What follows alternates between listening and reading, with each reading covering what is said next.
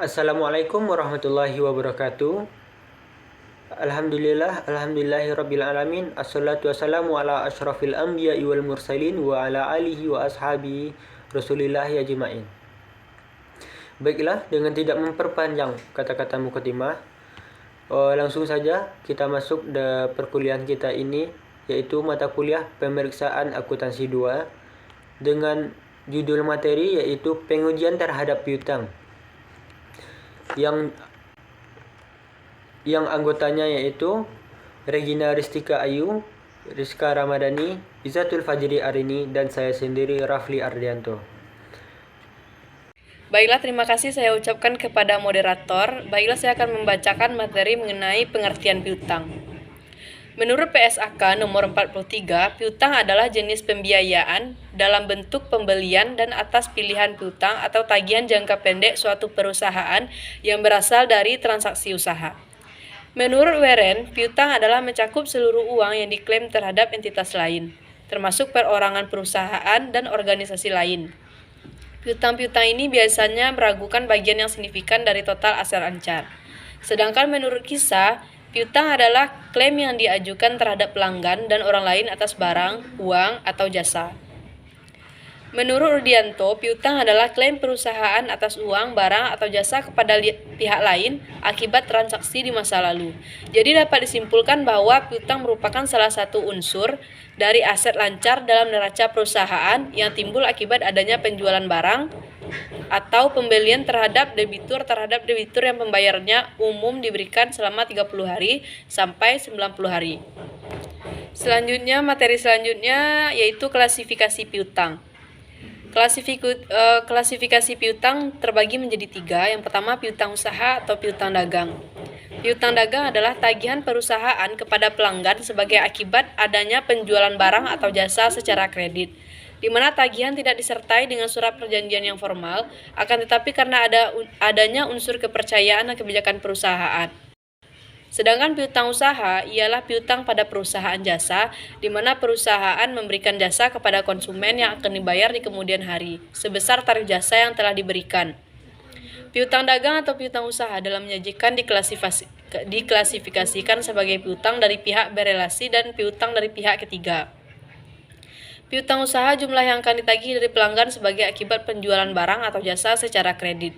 Piutang usaha memiliki saldo normal di sebelah debit sesuai saldo normal untuk aktiva piutang usaha biasanya diperkirakan akan dapat ditagih dalam jangka waktu yang relatif pendek, biasanya dalam waktu 30 hingga 60 hari.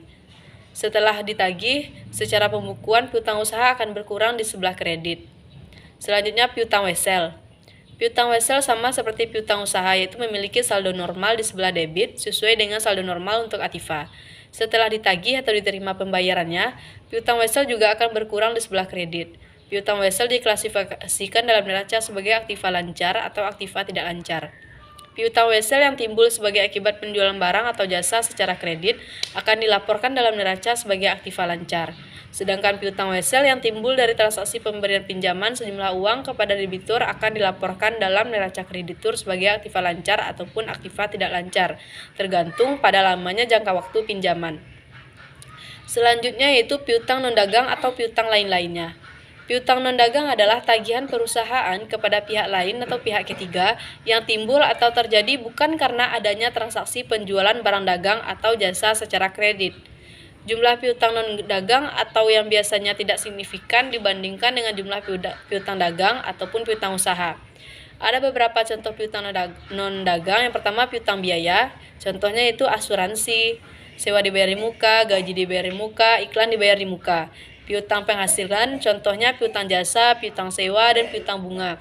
Sedangkan uang muka pembelian, contohnya pembayaran uang muka pembelian suatu barang yang sebelumnya sudah dipesan terlebih dahulu. Dan yang keempat, piutang lain-lain, contohnya piutang perusahaan kepada karyawan, kelebihan membayar pajak, dan piutang perusahaan kepada cabang-cabang perusahaan. Baiklah, hanya sekian penyampaian materi dari saya. Materi selanjutnya akan disampaikan oleh rekan saya. Terima kasih. Materi selanjutnya prosedur pemeriksaan piutang. Menurut Sukrisno Agus, prosedur audit piutang antara lain. Yang pertama itu pelajari dan evaluasi internal kontrol atas piutang dan transaksi penjualan, piutang dan penerimaan. Nah, dalam suatu proses pemeriksaan, akuntan memahami dan mengevaluasi internal kontrol.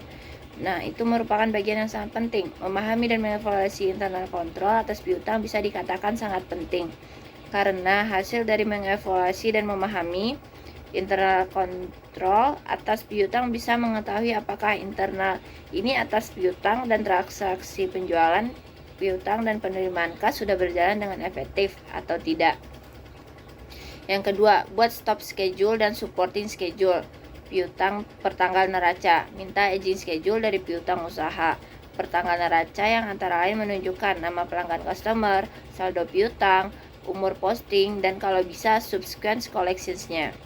Nah, yang ketiga, periksa mathematical accuracy-nya dan cek individual balance ke subledger, lalu totalnya ke general ledger. Yang keempat, tes cek umur piutang dari beberapa customer ke subledger piutang dan sales invoice. Nah, prosedur ini merupakan bagian terpenting atas audit piutang karena umur piutang mempengaruhi penilaian cukup tidaknya piutang tak tertagih. Semakin tua umur piutang, maka semakin besar pula lah kemungkinan piutang tak tertagih. Yang kelima, kirimkan konfirmasi piutang. Yang pertama itu tentukan dan tuliskan dasar pemilihan pelanggan yang akan dikirim surat konfirmasi, lalu tentukan apakah akan digunakan konfirmasi positif atau konfirmasi negatif. Lalu cantumkan nomor konfirmasi baik di schedule piutang maupun di surat konfirmasi. Nah, jawaban konfirmasi yang berbeda harus diberitahukan kepada klien untuk dicari perbedaannya. Lalu buat ikhtisar atau summary dari hasil konfirmasi. Yang keenam, periksa subsequent collections dengan memeriksa buku kas dan bukti penerimaan kas untuk periode sesudah tanggal neraca sampai mendekati tanggal penyelesaian pemeriksaan lapangan. Nah, perhatikan bahwa yang dicatat sebagai subsequent collections-nya hanyalah yang berhubungan dengan penjualan dari periode yang sedang diperiksa. Yang ketujuh, periksa apakah ada wesel tagih yang didiskontokan untuk mengetahui kemungkinan adanya kontingen liability.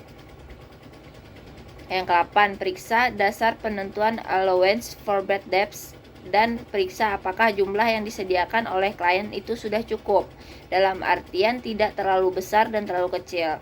Nah, yang ke-9, tes sales cut off dengan jalan memeriksa sales invoice, credit note, dan lain-lain. Lebih kurang itu 2 minggu sebelum dan sesudah tanggal neraca. Lalu periksa apakah barang-barang yang dijual melalui invoice sebelum tanggal neraca ini sudah dikirim per tanggal neraca, atau kalau belum, cari tahu alasannya itu kenapa. Periksa apakah ada faktur penjualan dari tahun yang diperiksa yang dibatalkan dalam periode itu berikutnya. Yang ke-10, periksa notulen rapat, surat-surat perjanjian, jawaban konfirmasi bank, dan correspondence file untuk mengetahui apakah ada piutang yang dijadikan sebagai jaminan. Piutang dapat dijadikan salah satu jaminan dari kredit yang diperbolehkan perusahaan dari bank. Nah, yang ke-11, periksa apakah penyajian piutang di neraca ini dilakukan sesuai dengan prinsip-prinsip akuntansi yang berlaku umum di Indonesia. Yang ke-12, tarik kesimpulan mengenai kewajaran saldo piutang pertanggal neraca yang akan diperiksa.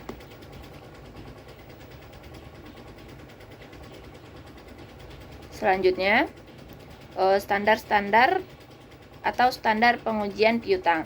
Nah, SAS 67 The Confirmation Process AU 3301 mensyaratkan bahwa auditor harus melakukan prosedur konfirmasi dalam proses pengauditan, kecuali yang pertama, piutang dagang berjumlah tidak material untuk laporan keuangan secara keseluruhan.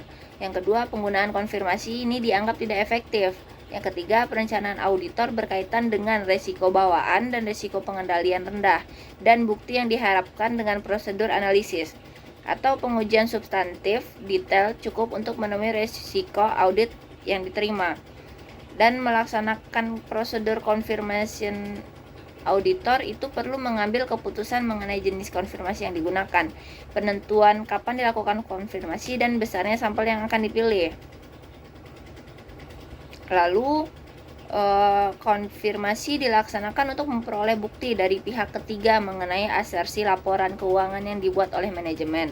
Pada dasarnya, bukti audit yang berasal dari pihak ketiga itu dianggap lebih dapat diandalkan dibandingkan dengan bukti yang berasal dari dalam perusahaan yang sedang diaudit. Nah, SA Seksi 326 PSA nomor 07 tentang bukti audit mengatakan bahwa pada umumnya dianggap bahwa bukti audit diperoleh dari sumber independen di luar entitas memberikan keyakinan yang lebih besar atas keandalan untuk tujuan audit independen dibandingkan dengan bukti audit yang disediakan hanya dari dalam entitas tersebut. Lalu menurut PSAK 55 2015, pinjaman yang diberikan dan piutang adalah aset keuangan non-derivatif dengan pembayaran tetap atau telah ditentukan dan tidak mempunyai kuotasi di pasar aktif. Menurut Martani 2012, piutang merupakan klaim suatu perusahaan pada pihak lain. Hampir semua entitas memiliki piutang pada pihak lain, baik yang terkait dengan transaksi penjualan atau pendapatan maupun perusahaan piutang yang berasal dari transaksi lainnya. Kategori piutang itu dipengaruhi jenis usaha entitas. Untuk perusahaan dagang dan manufaktur, jenis piutang yang muncul adalah piutang dagang dan piutang lainnya. Entitas menyebutkan piutang terkait dengan pendapatan sebagai piutang usaha. Baiklah, untuk materi selanjutnya mengenai tujuan pengujian terhadap piutang. Tujuan yang dilakukannya pengujian terhadap piutang ini adalah yang pertama untuk mengetahui apakah terdapat pengendali internal yang baik atas piutang dan transaksi penjualan atau piutang dan penerimaan kas. Yang kedua, untuk memeriksa validity dan authenticity dari piutang. Yang ketiga, untuk memeriksa kemungkinan tertagihnya piutang dan cukup tidaknya perkiraan pengisian piutang tak tertagih. Yang keempat, untuk mengetahui apakah ada kewajiban bersyarat yang timbul karena pendiskontoan wesel. Yang terakhir ada untuk memeriksa apakah penyajian piutang di neraca sesuai dengan standar akuntansi yang berlaku di Indonesia atau standar akuntansi keuangan. Selanjutnya ada piutang usaha yang tak dapat ditagih. Ada dua metode yang digunakan untuk menilai, mencatat, dan menghapus piutang usaha yang tidak dapat ditagih. Yang pertama metode langsung dan yang kedua adalah metode pencadangan. Untuk metode hapus langsung diterapkan ketika besarnya kredit macet atau piutang usaha adalah sangat kecil. Sehingga berdasarkan prinsip materialitas, maka metode yang simpel diperbolehkan dipakai meskipun untuk tujuan pembukuan. Namun secara keseluruhan, metode prinsip-prinsip akuntansi yang berlaku umum. Metode hapus langsung ini telah diperkenakan untuk tujuan pembukuan, berbeda dengan tujuan penghitungan pajak penghasilan, di mana metode hapus langsung justru merupakan metode yang diwajibkan. Yang kedua adalah metode pencadangan. Cara ini dapat dibagi menjadi dua metode, yaitu bisa berdasarkan pada persentase tertentu dari jumlah saldo akhir piutang usaha atau bisa berdasarkan pada klasifikasi atau pengelompokan umur piutang. Berdasarkan data historis, sebuah persentase tertentu dari jumlah piutang usaha ditentukan dan digunakan untuk menghitung besarnya estimasi. Besarnya estimasi ini akan menjadi saldo akhir cadangan piutang tak tertagih. Sekian. Yang ketujuh yaitu metodologi untuk merancang pengujian atas rincian saldo.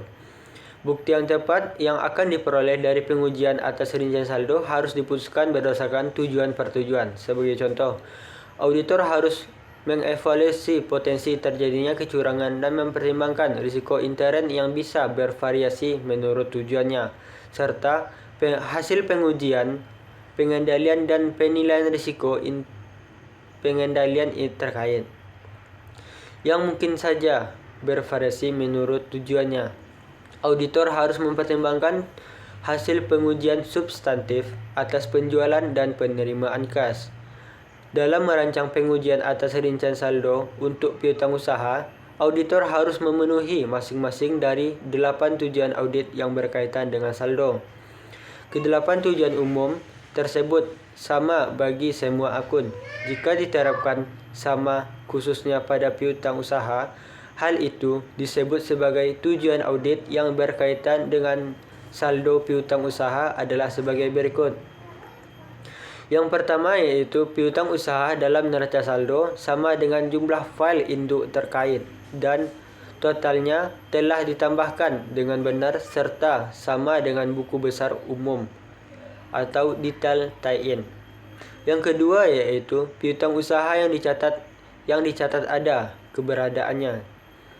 Yang ketiga yaitu piutang usaha yang telah dicantumkan yaitu kelengkapannya. Yang keempat yaitu piutang usaha yang sudah akurat. Yang kelima yaitu piutang usaha telah diklasifikasikan dengan benar. Yang keenam, pisah batas piutang usaha telah benar. Yang ketujuh, piutang usaha dinyatakan pada nilai realisasi. Yang kedelapan yaitu klien memiliki hak atas piutang usaha. Nah, auditor menggunakan faktor-faktor yang ada dalam baris untuk membantu nilai risiko deteksi yang direncanakan bagi piutang usaha menurut tujuannya. Para mahasiswa auditing harus memahami metodologi itu secara keseluruhan untuk merancang pengujian atas rincian saldo piutang usaha dan semua akun lainnya. Yang pertama yaitu piutang usaha. Secara mekanisme adalah akurat. Kebanyakan pengujian atas piutang usaha dan penyisihan piutang tak tertagih didasarkan pada neraca saldo umur piutang atau exit trial balance. Nah, yang kedua yaitu piutang usaha adalah sah. Pengujian terinci atas saldo terpenting untuk menentukan keabsahan piutang usaha yang dicatat adalah konfirmasi saldo pelanggan.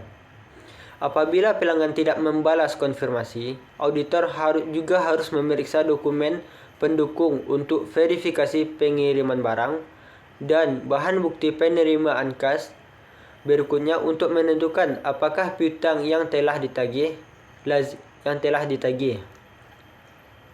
Yang ketiga yaitu piutang usaha yang harus dimasukkan. Sulit untuk menguji saldo piutang usaha yang dihilangkan dari neraca saldo umur piutang kecuali dengan mengandalkan pada sifat self-balancing dari berkas induk piutang usaha. Yang keempat yaitu piutang usaha benar-benar dimiliki. Kepemilikan piutang usaha lazimnya tidak menimbulkan masalah audit karena piutang biasanya Yang keempat yaitu piutang usaha benar-benar dimiliki. Kepemilikan piutang usaha lazimnya tidak menimbulkan masalah audit karena piutang biasanya adalah milik klien. Tetapi dalam beberapa kasus, sebagian piutang mungkin sudah digadaikan atau dijual. Lazimnya, para pelanggan klien tidak menyadari keberadaan anjak piutang sehingga konfirmasi piutang tidak akan memperjelas masalah ini. Yang kelima yaitu piutang usaha dinilai dengan pantas. Konfirmasi nilai bruto piutang usaha yang telah dipilih dari neraca saldo merupakan pengujian terinci atas saldo yang lazim untuk penilaian piutang usaha. Yang keenam yaitu piutang usaha berkaitan dengan pantas. Terdapat hubungan yang erat dengan tujuan klasifikasi yang dibahas di sini dan tujuan pengungkapan. Klasifikasi berkaitan dengan penentuan apakah klien telah memisahkan dengan benar klasifikasi piutang usaha yang berbeda. Pengungkapan berkaitan dengan memastikan apakah pengklasifikasian telah disajikan dengan semestinya. Yang ketujuh yaitu piutang yang dicatat dalam periode yang tepat. Kekeliruan pisah batas dapat terjadi pada penjualan, retur, dan pengurangan harga yang telah sesuai penjualan dan penerimaan kas. Hal ini terjadi saat transaksi berjalan dicatat dalam periode berikutnya dan atau transaksi periode berikutnya dicatat dalam periode berjalan. Yang kedelapan yaitu konfirmasi mengenai piutang. Yang kedelapan yaitu informasi mengenai saldo piutang pantas.